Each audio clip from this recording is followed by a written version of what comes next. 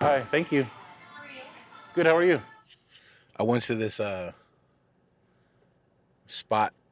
I was out in Napa earlier today, and what I like to do lately is whenever I'm somewhere, I try to find a spot where I can get a nice pour over. It's a new thing. For those that have been follow me since the beginning, um, you'll know that I'm a self-described prosumer and a serial hobbyist. It annoys my family. They make fun of me about it all the time. But I get obsessed with things. So like the last thing I need is to discover something new. But I kind of got off coffee there for a minute, and then I kind of got back on, and then my coffee machine stopped working. So if you've seen like in one of my more recent videos, I was using this little thing. It's called a clever dripper. Um, Basically, it's like it's kind of like a pour over and not at the same time. So you could anyways, I digress. The point is I get obsessed with things, and I can't leave it alone, and I can't just sorry. I feel like I got a little maybe picking my nose on the camera. But I get obsessed with stuff real easy. So like literally the last thing I need is to discover something new. And that's part of the it's going to come for full circle. But uh I went to this place and got some coffee this morning, and I wanted to do like some first sip thoughts type of deal. And honestly, I just was enjoying it so much, and I decided to hightail it home. I didn't want to be out there. Kind of, I have been trying to like uh, be filming out and about, like when I'm out doing stuff. Um, Especially since I got the Nano, it's so cool. Cause let me show you this right here. This is where it's at. This is just the uh, little gear bag that came with the with the mic mini set that I bought a long time ago. I got the mic mini set with the two mics and the receiver, like the camera receiver. They didn't have the new one. Now I'm like, dang, I should have. I wish they would have had the little one with the USB dongle.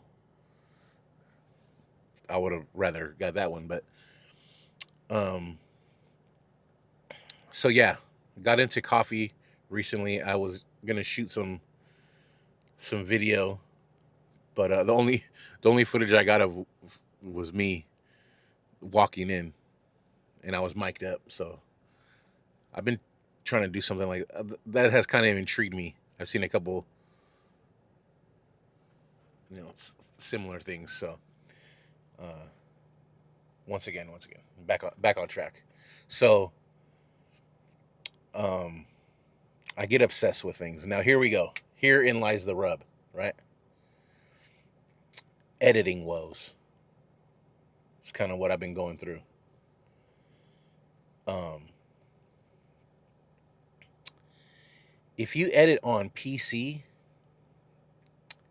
this issue becomes like infinitely more I guess it's just me. I like to make things difficult is my point.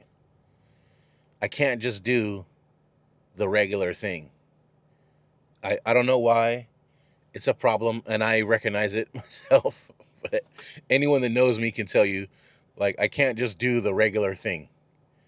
I have to do like the prosumer obsessed serial hobbyist thing that I do, and I have to take like an extra step.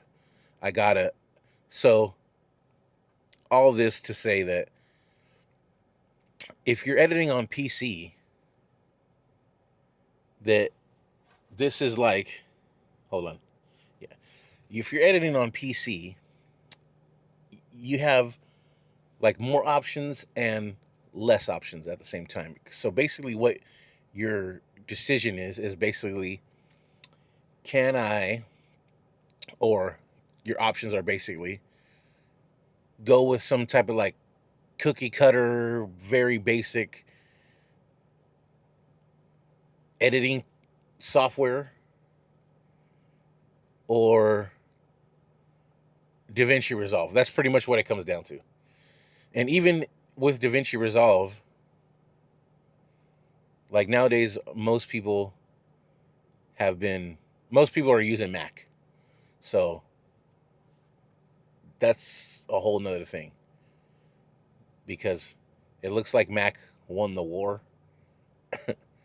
the the computer war.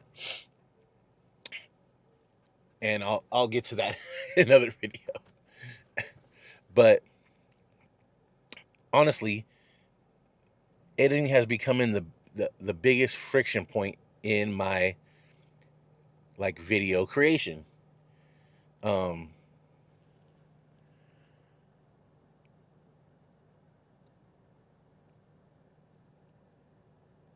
I can't just use the basic whatever, right? I don't know what it's called on Windows. I forget. It's some little, I don't even know the name of the software. That's how lame it is. But then you got like CapCut or Filmora, and you got kind of these like pre-made. And honestly, I when I first started this channel, I was using CapCut, and honestly, CapCut's a freaking pretty awesome tool.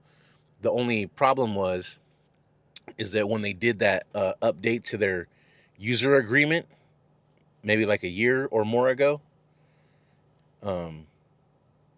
like everybody I know or that I heard of, like I had to jump ship, because basically the user agreement is they can like own everything that you use CapCut for. They have reserved the rights. So had to jump ship on the CapCut.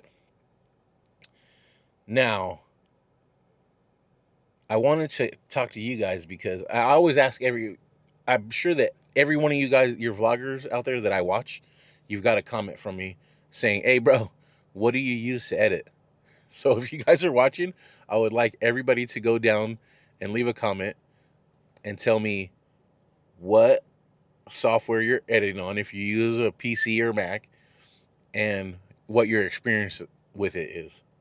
And also to all the folks that use Davinci Resolve. I know Julian just started using Davinci Resolve, but what has your experience been with it? Because, I mean, did you just like download it and start editing with it right away? Because that has definitely not been my experience. And I'm like a pretty quick learner. Like I said, I'm a serial hobbyist and a prosumer. So I watch a lot of tutorials. I've learned many, many things. I've become a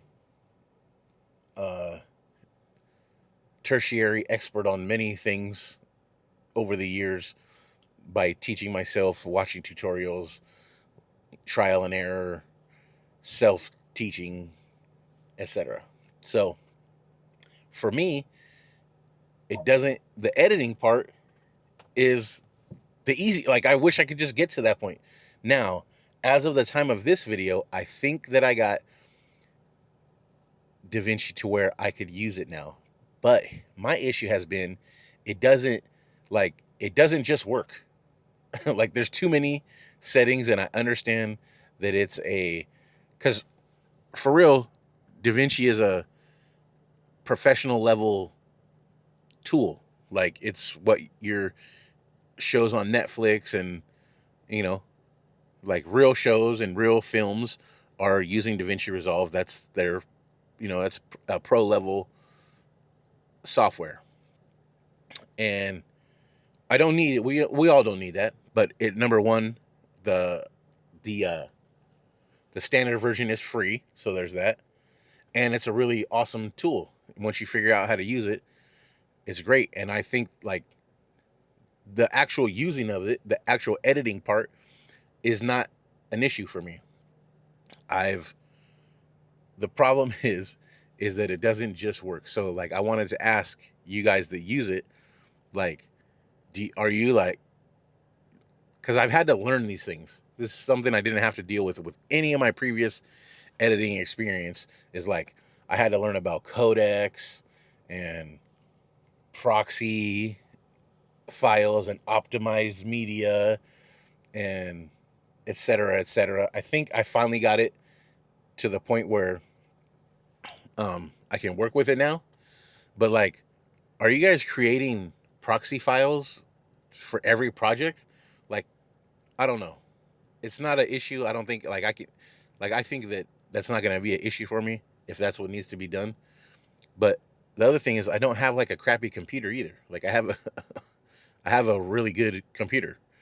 So it's not my gear.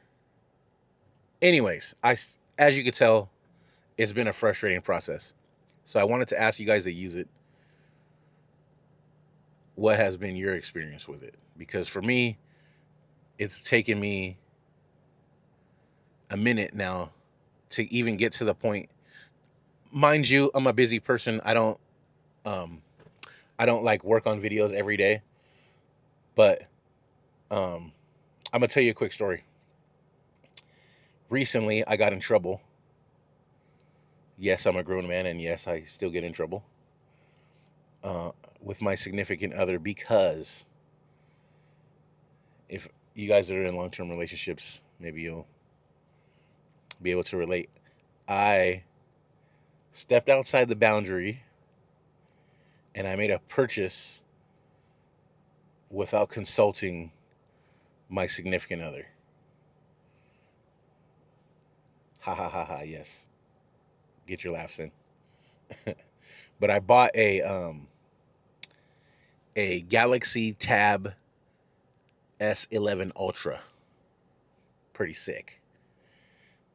But like I said, I didn't discuss it with the with the boss. And so you guys know how that turned out. I had to return it. We'll revisit that later. Apparently, it's more about the communication than the financial aspect of it. But so anyways, but the last two or three videos that I've uploaded to YouTube, I actually edited on that tablet with a mobile app called LumaFusion. Some of you, I'm sure, are familiar, but LumaFusion is freaking awesome. I do have to say, if you're looking into it, I would go iPad over Android, even if you're an Android user, because some of the features aren't available on both platforms. It has more stuff available on iOS. But LumaFusion is pretty, obviously, it's not to the level of Davinci Resolve. You're not going to have Fusion and Fairlight, etc., etc. But I believe it's pretty significant tool. You can do a lot with it. And I brought that up because in LumaFusion, everything looks great. I rendered everything in super high quality. And I never had to optimize any media or create proxy files. Like, how come LumaFusion on a freaking mobile app can just speed right through? Like, it processed, sorry, it processed H.265 right out of the camera, never stuttered once. I just, like, and I was editing, like, not that I'm creating masterpiece here, but I was able to edit those videos in a snap. And I never had any problem. Like I said, it never stuttered once. I was able to export in freaking ultra, all 4K footage in ultra HD, the highest quality. I forget, it's like, I don't know if it's, the highest bit rate, all of that. No problem. Flew right through it. So it was just frustrating for me. Like, well, why do I have to create proxy files? Anyways, you get my point. That's all I came here to say today. So if you're watching this video, I am going to go home, get this footage off this camera, put it in DaVinci Resolve, create freaking some proxy media, since that's what I'm going to have to do, and run this through, export it. Hopefully everything